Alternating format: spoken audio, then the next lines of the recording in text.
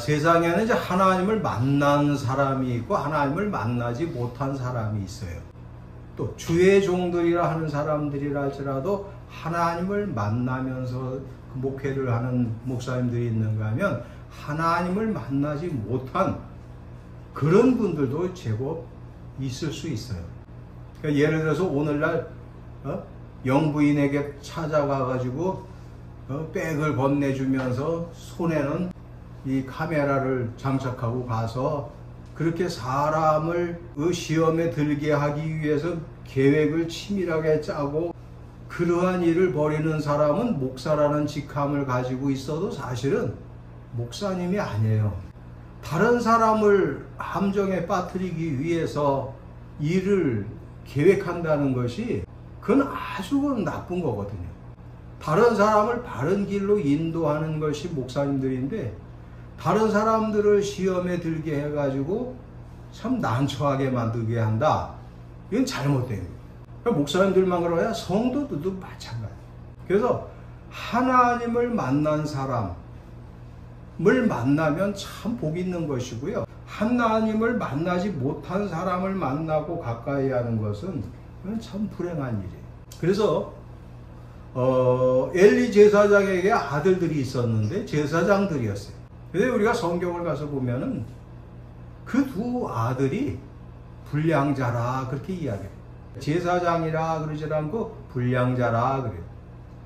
왜냐하면 그들은 하나님을 알지 못했다 그래요. 그러니까 하나님을 만나지 못하는 사람. 하나님을 만나면서 제사장 역할을 해야 되는데 하나님을 만나지 못하는 그러한 사람은 제사장이 말만 제사장이지 제사장이 아니다 그런 얘기. 그래서 이사야 시대, 에레미야 시대에도 그렇게 하나님을 만나지 못한 예언자들이 많았어.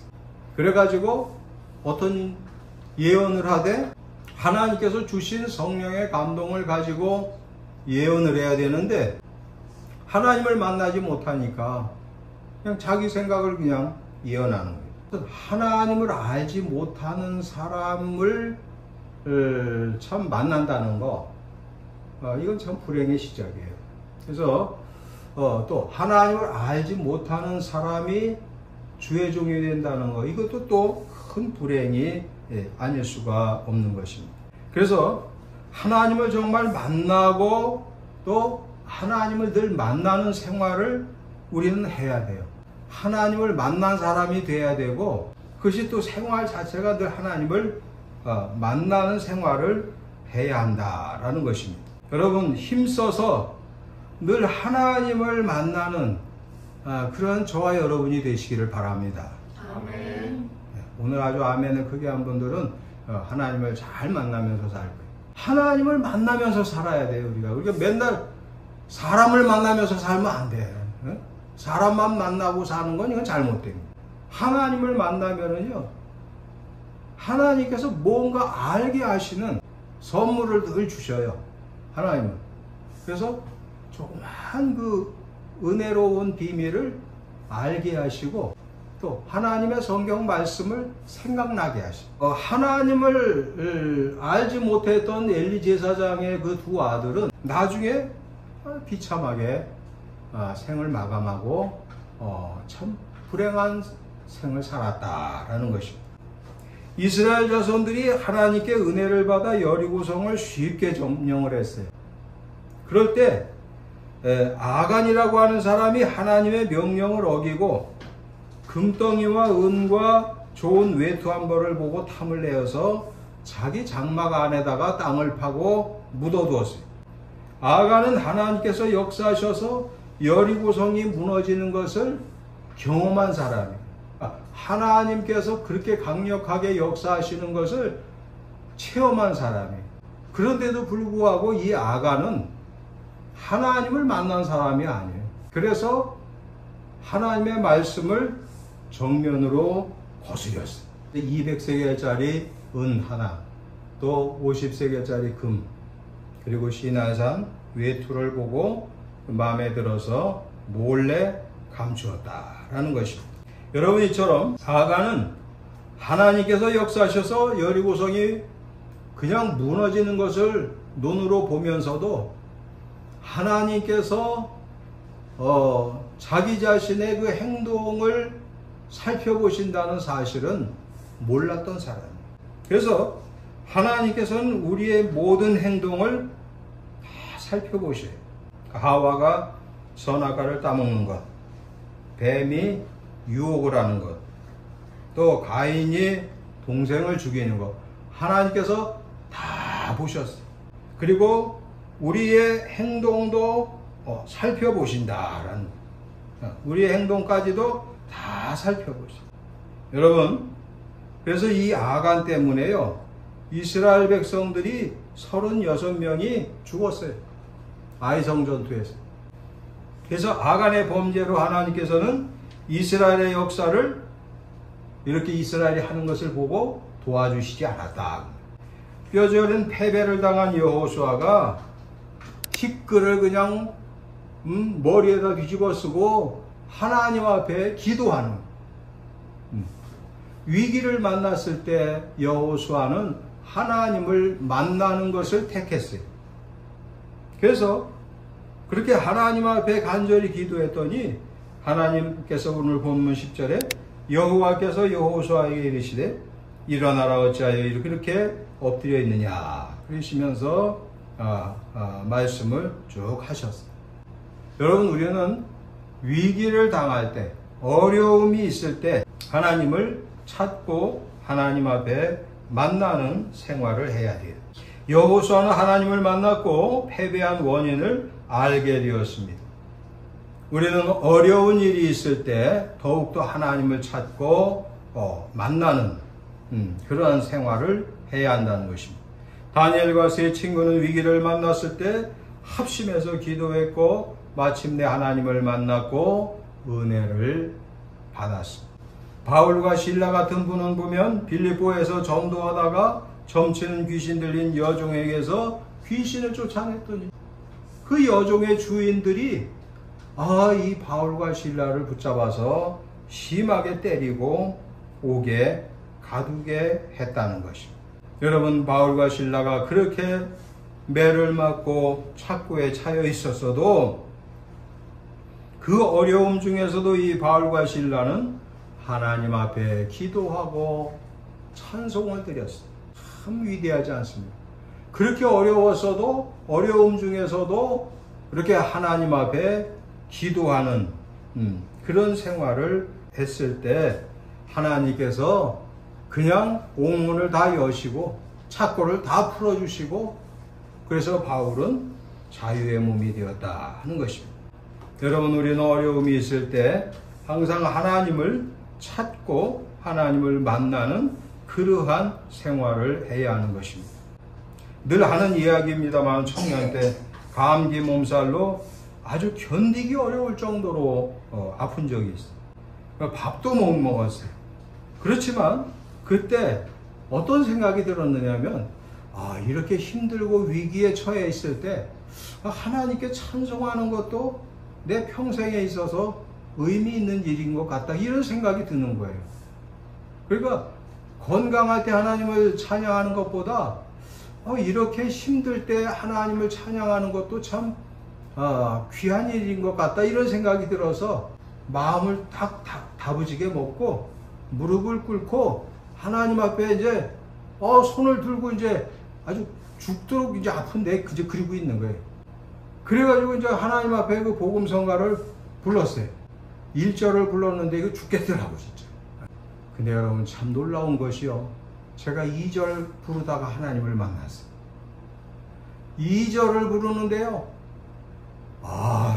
속에서 구토가 나오는데, 속에서 이게 더러운 것이 나오는 게 아니고 그 우물에서 떠온 물 같은 그 생수가 쏟아지는 거예요. 난 지금도 그게 잊을 수가 없어요. 그게 한 대접은 쏟아져 나와요. 그러면서요, 하나도 안 아픈 거, 하나도 안 아픈. 참, 그 성령께서 역사하시니까 그런 경험도 해봤어요. 그러면서 아주 날아갈 것 같아요. 이제 건강해져가지고. 그래갖고 싹 그 물을 걸레로 닦고 그 당시에는 다 부엌에서 세수도 했고 참 어려운 시절이죠. 그랬더니 형수님이 내가 멀쩡하게 찬송 부르면서 나갔더니 아니 삼촌 굉장히 아프지 않았냐고 그러길래 아유 제가 찬송하다가 하나님께서 고쳐주셔서 말짱하다고. 그랬더니 형수님이 밥을 차려주셔갖고 맛있게 먹었어요. 여러분 하나님 역사는 그렇더라고요. 그러니까 어려움 중에 하나님 앞에 기도하고 하나님을 찾을 때 하나님께서 만나주시고 은혜를 주신다. 그래서 야고보 5장 13절에 너희 중에 고난당하는 자가 있느냐 그는 기도할 것이요 즐거워하는 자가 있느냐 그는 찬송할지니라 그랬어요.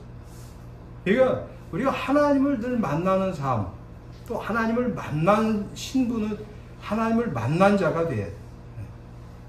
제가 이번에도 그 선물을 또 받았는데 그 대령 부인이 또 잔뜩 뭐 박스에다 좋은 거를 해서 그 집사님이 보내주셨어요. 내외가 하나님을 만난 사람들이고 참 반듯한 사람, 가끔 한 번씩 오는데 참 좋은 분들. 그래서 하나님을 만난 사람들 대단히 중요해요. 정말 하나님을 만난 사람은요 정말 세상의 보배 중에 보배다 이렇게 볼 수가 있어요.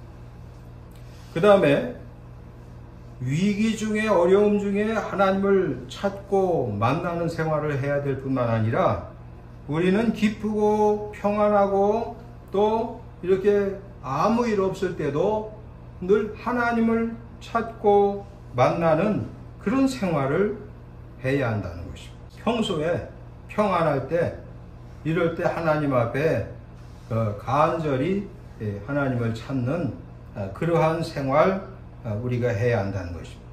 욥이라는 사람이 바로 그런 사람이에요. 이 사람은요 항상 복을 받고 넉넉하게 살고 행복하게 사는데도 항상 하나님을 경외하고 하나님께 예배드리고 하나님께 찬송하는 또 하나님께 순종하는 그러한 생활을 했다고 욥기서를 보면 잘 기록이 되어 있습니다. 그래서 자기 자녀들이 혹시 하나님 앞에 죄를 범했을까봐 자녀들을 데려다가 그 자녀들을 위해서 번제로 하나님 앞에 예배를 드리고 자녀들로 하여금 회개하도록 그렇게 힘썼어요. 그러니까 욥이라는 사람은 평소 생활이 늘 하나님을 만나는 생활, 하나님을 가까이 하는 그러한 생활이었다는 것입니다. 뿐만 아니라 우리가 유명한 그 무디라고 하는 미국의 부흥사의 어머니 이야기를 하고 말씀을 마치겠습니다. 무디의 아버지께서는 일찍 세상을 떠났고 그 무디의 어머니가 어린 자녀들과 함께 살았는데 이 무디의 어머니는요 기도하는 어머니였어요. 그래서 이 무디의 어머니는 낮에는 가서 열심히 일을 했고요. 또 저녁 때 와서는 자녀들을 잘 돌보다가 이제 자녀들이 잠이 들 때쯤 되면은 이 어머니는 하나님을 만나기 시작하는 거예요. 하나님을 늘 만나는 어머니였어요. 그래서 이제 자녀들이 자다가 깰 때가 있잖아요. 그래갖고 자녀들이 자다가 우연히 깨서 눈을 떠보면 엄마가 그 방 한 그 모서리에서 구석에서 간절히 기도를 하시고, 그래서 이 무디의 부흥 설교 시에는 우리 어머니는 언제 주무셨는지 알 수가 없었다. 우리 어머니는 기도의 어머니셨다. 무디가 그 얘기할 땐 꼭 눈물을 흘렸다고 그래요. 우리 어머니는 언제 주무셨는지 본 적이 없다. 늘 기도했어. 그러니까 그 아들이 그렇게 훌륭하게 미국을 완전히 뒤집어 놓고 전 세계를 그 부흥의 불길로 불을 붙였던 분이었다는 것입니다. 밤새워 기도하시고 밤새워 기도하면서 주무시고 주무시면서 기도하시고 그랬다는. 여러분, 우리는요, 무시로 성령 안에서 기도해야 돼요. 여러분, 기도하실 때 한 가지만 내가 여러분에게 말씀을 드릴게요. 우리가 구약시대에 보면, 출애굽기 19장에 가서 보면 하나님께서 모세에게 말씀하시기를, 오늘과 내일 너희는 목욕을 하고 옷을 깨끗이 빨고 제3일을 기다려라, 이렇게 말씀. 하나님이 이제 임재하시는 것을 그렇게 옷을 빨고 목욕도 하고. 그러니까 우리가 하나님을 만나러 갈 때요, 이왕이면 샤워도 깨끗하게 하고요, 양말도 싹 신고 새걸로 옷도 깔끔하게 입고, 그리고 예배당에 나오면 더 좋고요. 그리고 그냥 방에서 문 닫고 하나님 앞에 큰 소리로, 이왕이면 목소리가 좀 크게, 작게 하면 아까 권사님께서 기도하신 대로 악한 세력들이 자꾸만 역사를 해요. 기도 못하게. 그러니까 여러분, 그렇게 하세요. 그러니까 아주 몸도 깨끗이 닦고요. 그리고 옷도 이쁘게 입고, 여러분들 교회 나오실 때 옷 이쁘게 입고 나오잖아요. 그리고 하나님 앞에 간절히 기도하면요, 하나님께서 다 들으시고 기뻐하시고, 그리고 만나주시고요, 이 마음에다가 무슨 말씀을 주실 거예요. 여러분, 몇 달 전에 돌아가신 원로 목사님이 늘 하시는 말씀이, 기도를 해봐. 그러면 하나님이 뭐라고 말씀하실 거야. 꼭 그러셨어요. 그분 꼭 그 하나님을 만났던 목사님, 하나님을 만난 목사님이시거든요. 근데 정말 그래요. 여러분들도 마찬가지예요. 이왕이면 몸과 마음을 깨끗하게 하고 하나님께 나와서 또 졸지 말고 그냥 부르짖어서 기도를 하세요. 부르짖어서. 여기서 부르짖어 기도한다고 누가 경찰에 고소할 사람 아무도 없어요. 그러니까 여러분들이 그렇게 신앙생활 해서 하나님을 잘 만나시기를 주님의 이름으로 부탁을 드립니다. 아멘. 기도합니다. 하나님 아버지, 어려울 때나 평안할 때나 늘 하나님을 찾고 하나님을 만나고 하나님께 은혜 받고 하나님께 영광 돌리는 우리의 삶이 되게 하옵소서. 예수님의 귀하신 이름으로 기도하옵나이다. 아멘.